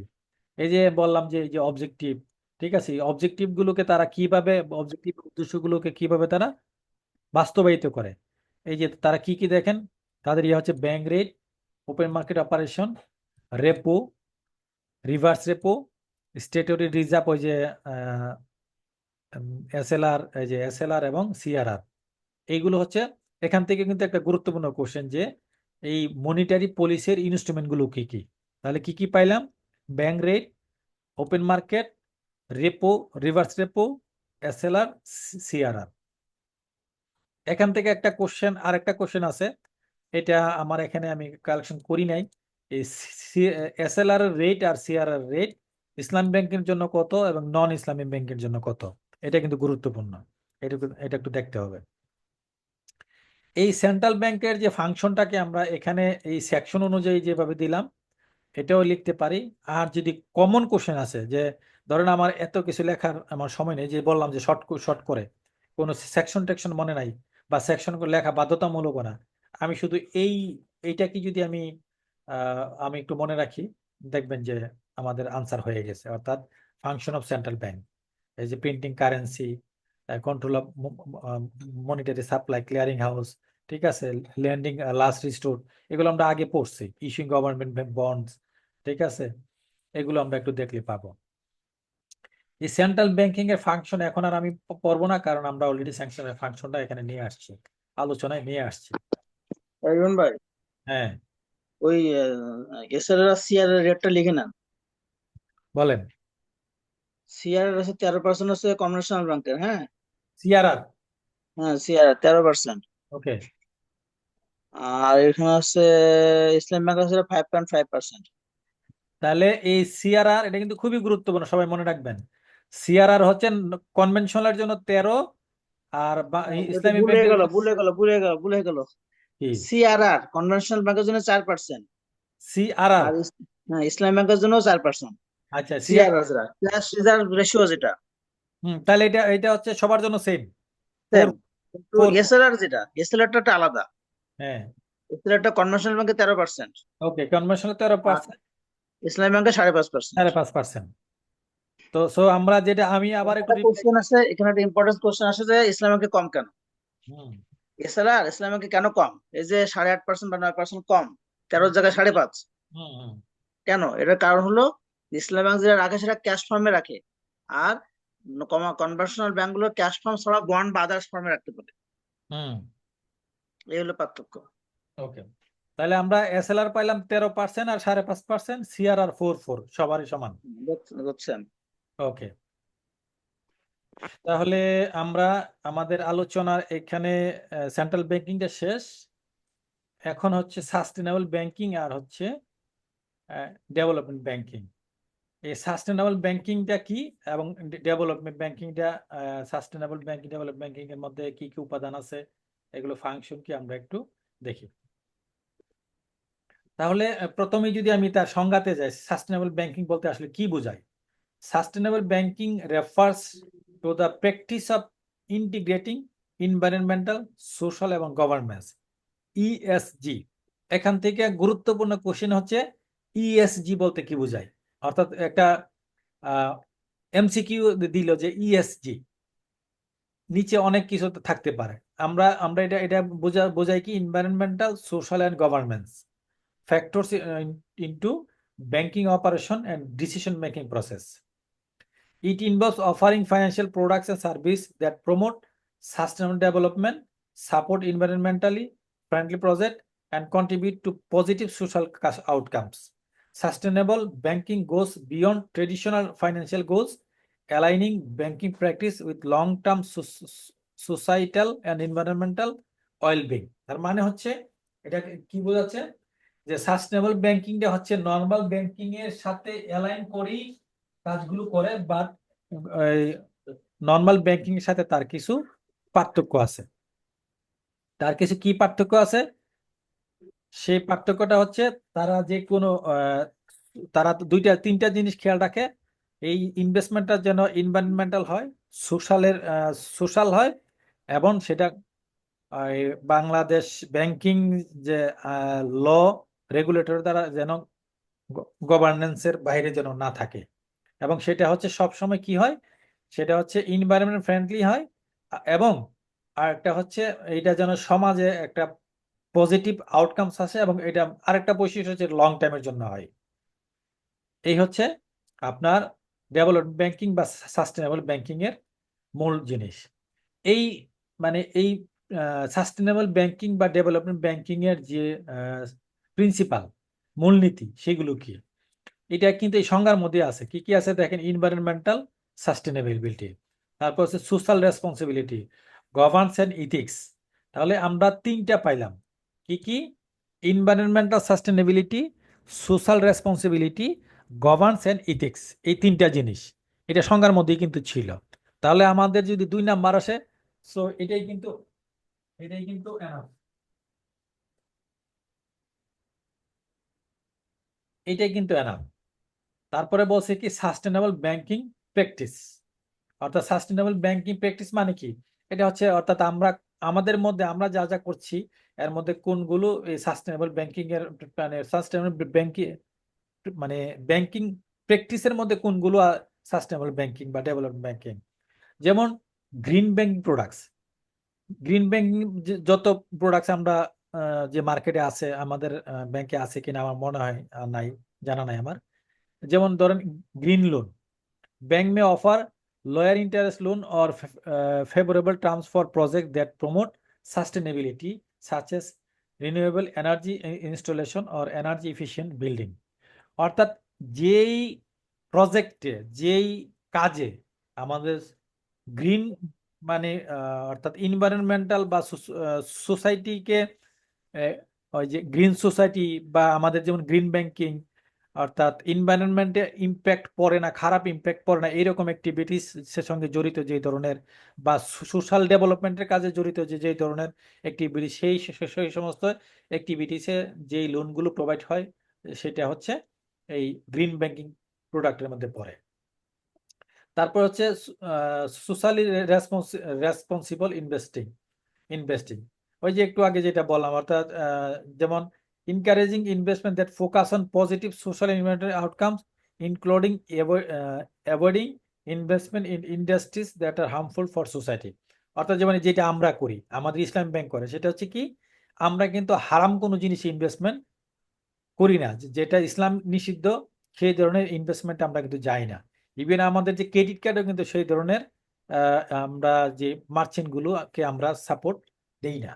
এইটা কিন্তু একটা এসআরআই এর অংশ। তাহলে সাস্টেনেবল ব্যাংকিং প্র্যাকটিসের মধ্যে আমরা এই তিনটা পাইলাম, আরো আছে। তারপর কর্পোরেট সোশ্যাল রেসপন্সিবিলিটি, তারপর হচ্ছে সাস্টেনেবল ব্যাংক অপারেশন। তাহলে এই যদি আমাদের ধরেন ব্যাংকিং প্র্যাকটিসের মধ্যে কি কি আছে, যদি সাস্টেনেবল ব্যাংকিং প্র্যাকটিসের এক্সাম্পল আসে বা সাস্টেনেবল ব্যাংকিং প্র্যাকটিস বলতে কি বুঝো সেটা যদি আসে, তাহলে আমরা এই যে green banking products, social responsibility investing, risk management, corporate social responsibility, sustainable bank operation, এইগুলো যদি আমরা একটু লিখে দিয়ে আসি তাহলে কিন্তু আমাদের জন্য যথেষ্ট। তো এই যে সাস্টেনেবল ব্যাংকিং, ডেভেলপমেন্ট ব্যাংকিং, এইটার আসলে আমাদের বেনিফিট কি, আমাদের সুবিধা কি, আমাদের সমাজে তার গুরুত্ব কি? সেই গুরুত্বটা হচ্ছে কি কি দেখেন, মিটিগেটিং এনভায়রনমেন্টাল ইম্প্যাক্ট, যেটা একটু আগে বলছিলাম, অর্থাৎ এনভায়রনমেন্টে খারাপ ইম্প্যাক্ট পড়ে এই ধরনের উপাদানকে সে মিটিগেট করে, মানে সে নিয়ন্ত্রণ করে, এটাকে মিনিমাইজ করে নিয়ে আসে। লং টার্ম ফাইন্যান্সিয়াল স্টেবিলিটি, অর্থাৎ দেশে একটু ফাইন্যান্সিয়াল স্টেবিলিটিটা যেন লেংদি হয়, স্টেবল হয় লং টার্মের জন্য, সেই ধরনের পরিবেশ তারা তৈরি করে।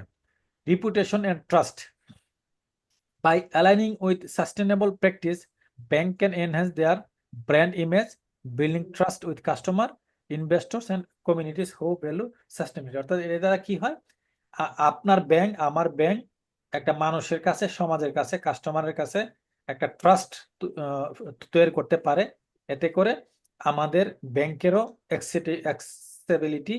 এক্সটেবিলিটি বাড়ে, অর্থাৎ গ্রহণযোগ্যতা বৃদ্ধি পায়। অ্যাক্সেস টু গ্রিন ক্যাপিটাল, অর্থাৎ ওই যে একটু আগে এই যে কথাটা বলা ছিল যে গ্রিন ব্যাংকিং, অর্থাৎ এই যে 1 নম্বরে যে কথাটা বলা ছিল গ্রিন ব্যাংকিং, তার মানে এটা সুবিধাটা হচ্ছে আমরা গ্রিন ব্যাংকিং এর প্রবেশ করতে পারি, অর্থাৎ যে এর মাধ্যমে যে মানুষের ক্যাপিটালটা নিয়ে তারা গ্রিন অ্যাক্টিভিটিসে প্রবেশ করতে পারে।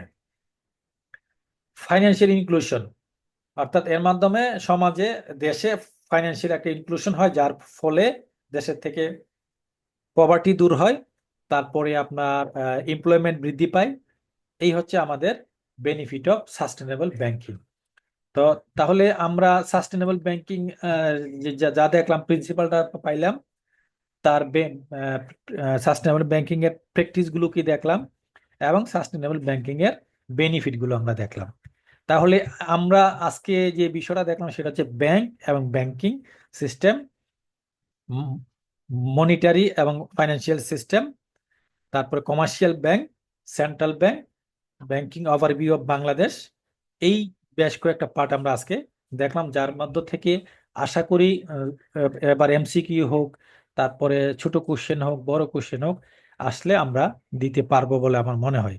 এখন আমাদের কাজ হচ্ছে এই যে 13টা পৃষ্ঠা নিজে নিজে বাসায়, অফিসে যাওয়ার পথে, আসার পথে, বাসায় একটু 1 ঘন্টা দেখলে আশা করি আমরা এটা পড়তে পারবো। ইভেন কালকে আমরা অফিস চলাকালীন মাঝে মধ্যে ফাঁকে ফুঁকে এইগুলো নিয়ে একটু একটু আলোচনা করতে পারবো আশা করি আর কি। তাহলে এখন আজিজ ভাই, আমি আমার যা বলার ছিল আপনাদের সামনে ক্ষুদ্র জ্ঞানে একটু আলোচনা করলাম। এর ভিতর থেকে আপনাদের যদি কোনো কিছু বলার থাকে, কোনো আলোচনা থাকতে পারে, আপনারা একটু বলতে পারেন, কিংবা এই আলোচনার ভিতরে যদি কোনো কোশ্চেন থাকে সেটাও আপনারা বলতে পারেন। না, মূল বিষয় হলো যে আলোচনাটা হলো, যেটা হলো আমাদের কি পড়তে হবে আর কিভাবে পড়তে হবে সেই জিনিসটা সামারাইজ এখানে উল্লেখ করা হলো। রাইট। হ্যাঁ, আমার কাছে যেটা মনে হলো, এখন নিজেরা এটা তো ধরেন একটা ওভারভিউ আপনি দিলেন। হ্যাঁ, তা হ্যাঁ, আমাদের করতে হবে কি এখন এই জিনিসটা খালি চোখে পয়েন্ট গুলো মুখস্থ রাখার চেষ্টা করতে হবে, কারণ এখানে তো আলোচনা করে মুখস্থ করা সম্ভব না। উনি বলে দিলেন, এখন এই জিনিসগুলো আমাদের আসলে কি পয়েন্টস গুলো মাথায় রাখতে হবে, মাথায় রাখতে গেলে আর দুবার দেখতে হবে, না দেখলে এটা মনে থাকবে না। হ্যাঁ, আর শর্ট কোশ্চেনের যে ব্যাপার আছে, শর্ট কোশ্চেনের ব্যাপারে মনে হয় যে এখন এর আলোকে যে শর্ট কোশ্চেন হতে পারে বা এমসিকিউ হতে পারে, সেটা এমসিকিউ যে লিস্ট আমরা পাচ্ছি, আপনি যেটা বললেন যে 106 পাতা যে লিস্টটা আছে, হ্যাঁ, তো আমার মনে হয় এটার পাশাপাশি ওটা ওটা চোখ বুলাইলে যে এমসিকিউ কি টাইপের হবে, তাহলে আমরা নলেজ পেয়ে যাবো। হ্যাঁ। এখন এই যে ধরেন আমরা আজকে যে সিলেবাসটা দেখলাম, যে কয়টা পৃষ্ঠা পড়লাম, এর ভিতরে অনেক এমসিকিউ এর আমি অ্যান্সার আমাদের কাছে আছে, এর ভিতরে প্রচুর এমসিকিউ এবং শর্ট আমি কোশ্চেনের অ্যান্সার আজকে আছে। রহমত ভাই আজকে একটা শীট পরে সে মানে 20 পৃষ্ঠার বা 22 পৃষ্ঠার একটা শীট কোথা থেকে আনছে, হাইপোথি, প্লেস ইত্যাদি ইত্যাদি, সে অনেক ওগুলো পড়তেছে। তো আমাদের না পড়লেও চলবে, না, আমি বলতেছি সে পরে গবেষণা করতেছে, তার মাথায় চুলকাচ্ছে। তা আমি তারে ধমক দিছি যে আপনি এটা স্টপ করেন, আপাতত আপনি থিওরিটা পড়েন। থিওরি পড়ার পরে অটোমেটিকলি আপনার ভিতরে একটা নলেজ গ্যাদার হবে। তারপরে এই থিওরি থেকে আপনি, যেমন আজকে আমরা যেটা আলোচনা করলাম, এর ভিতরে কি কি কোশ্চেন আসতে পারে কিন্তু মোটামুটি একটা আইডিয়া হয়েছে। এখন আপনি যদি কোনো অবজেক্টিভ এমসিকিউ থাকে, যেমন সদরুল আমিনের বইটা আছে, এরকম যদি কোনো এমসিকিউ এই রিলেটেড থাকে, আপনি এখন একবার পড়েন, আপনি দেখবেন যে কোশ্চেনগুলো আপনি বলতে পারতেছেন। ঠিক আছে? তখন আপনার সহজ হবে অ্যান্সার করতে। সেটাই, মানে আগেই আপনি এমসিকিউতে যদি যান তাহলে তো আর হচ্ছে না, না, জেনারেল নলেজ না নিয়ে এমসিকিউ তে গেলে কোনো লাভ হবে না, কারণ কোনো এমসিকিউ লাভ তখন হবে না। মুখস্থ করার বরং মতো হবে, আপনি তখন আপনি মনে হবে যে এমসিকিউ মুখস্থ করতেছে। বরং আপনি তখন আওলাইয়া যাবেন, আপনার মাথায় কিছুই স্মরণ থাকবে না। ঠিক আছে? হুম। আর কারো কোনো ভাই ভাই? রিপন ভাই, এখন আমাদের আমাদের কাছে চতুর্দিকে তো এত পরিমাণে রিসোর্স আসতেছে, আর রিসোর্স কি জিনিস সেটা দেখতে গেলে তো একবার চোখ বুলানো লাগে, আসলে কি ভাই, না আমার ইভেন্ট কিনা। আমি শোনেন রেওয়াজ ভাই, হ্যাঁ, হ্যাঁ, যে রিসোর্স গুলো আসছে কালকে সব আমাকে একবার দেখাবেন।